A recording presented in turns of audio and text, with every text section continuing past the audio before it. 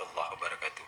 Masih tentang kesombongan, dan kesombongan ini kali ini dilihat atau diintip dari sisi psikologi, dan sebenarnya memang psikologi sangat beriringan dengan hal-hal pengalaman ruhani.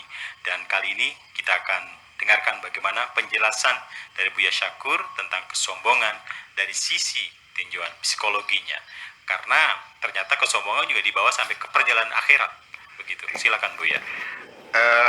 Saya kira intinya bukan kesombongannya ya, tetapi dari sisi yang lain saya memahaminya. Begini, ini cerita panjang, saya to the point aja biar ibu-ibu juga paham. Ada pendapat yang mengatakan bahwa surga dan neraka itu adalah mimpi dari badannya, dari jasad roh kita itu, namanya jasad ruh. Jadi kalau ada orang melihat roh, itu bukan rohnya, dia adalah jasadnya ya.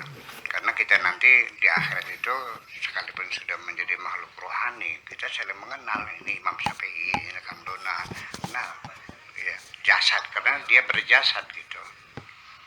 Dan nanti pada intinya roh itu tetap kita tidak tahu. Di penghujungnya kita akan dipaksa mengatakan tidak tahu ya, karena itu adalah kulli ruhun min amri rabbi, itu urusan Tuhan semuanya itu. Kalau meneliti boleh, tidak dilarang, boleh meneliti roh macam. Tetapi yang jelas sebelum kita bicara tentang surga dan neraka nanti di hari kiamat, yang disebut dengan jasad roh tadi, badan rohani itu, bahwa sebelum kita masuk di alam akhirat nanti menerima pembalasan surga dan neraka, di dunia ini surga neraka sudah ada di dalam diri kita sendiri, ada dalam diri kita sendiri. Dan pengadilan itu juga sudah terjadi di dalam hati kita sendiri. Jadi pengadilan Tuhan nanti hari kiamat ditimbang beratnya apa itu, mithqala dzarratin khairan yarah wa may ya'mal mithqala dzarratin khairan yarah wa may ya'mal mithqala dzarratin syarran yarah. Sekecil sebesar atom pun akan kelihatan itu di akhirat. Di dunia sendiri itu bahwa setiap kita melakukan dosa, kita sudah disiksa dalam jasad kita ini.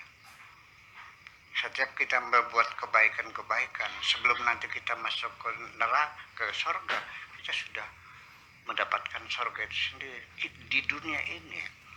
Karena pengadilan itu sudah terjadi dan setiap saat 24 jam ya, pengadilan Tuhan berlangsung pada diri kita sendiri. Namanya Mahkamatul Tomir. Mahkamatul Tomir itu mahkamah hati nurani. Kalau pengadilan negeri itu kerjanya lelet ya. Sampai sidang Jessica itu berapa? Sampai 38 kali sidang ya. Dan toh di akhirnya putusannya adalah tidak berdasarkan direct evidence, pakai circumstances evidence, berdasarkan keyakinan hakim ya, pendidiknya gitu ya. Ya. Karena tidak ada bukti Jessica itu memasukkan racun ke kopi Vietnamnya Mirna ya, itu nggak ada, bisa jadi nggak ada. Jadi juga ada tas yang menutupi gelasnya itu tidak ketahuan ya, tidak bisa dibuktikan. Oke. Dan kemudian kerja pengadilan negara, bukan di Indonesia, di mana saja pun negara di dunia ini, itu kan ribetnya kayak apa proses. Mungkin Pak Dik nanti bisa ikut menambahkan setelah saya itu ya, cari alat bukti, saksi ahli, keterangan, pembelaan, sumpah, wah segala macam semuanya itu ya, ada dewan juri, ada segala macam, ada naik banding, ada kasasi, ada macam-macam, ribet banget deh. Sekalipun ribetnya, prosedurnya begitu panjangnya, tidak dapat dipastikan putusannya adil. Akan banyak orang bandit-bandit yang pandai mencari alibi. Betul nggak Pak Dik? Lepas dari hukuman, dia pernah lihat. bunuh orang, ya, dia calling temannya 4 orang, ya, bahwa tolong catat jam sekian hari ini bulan ini saya main gaple sama kamu.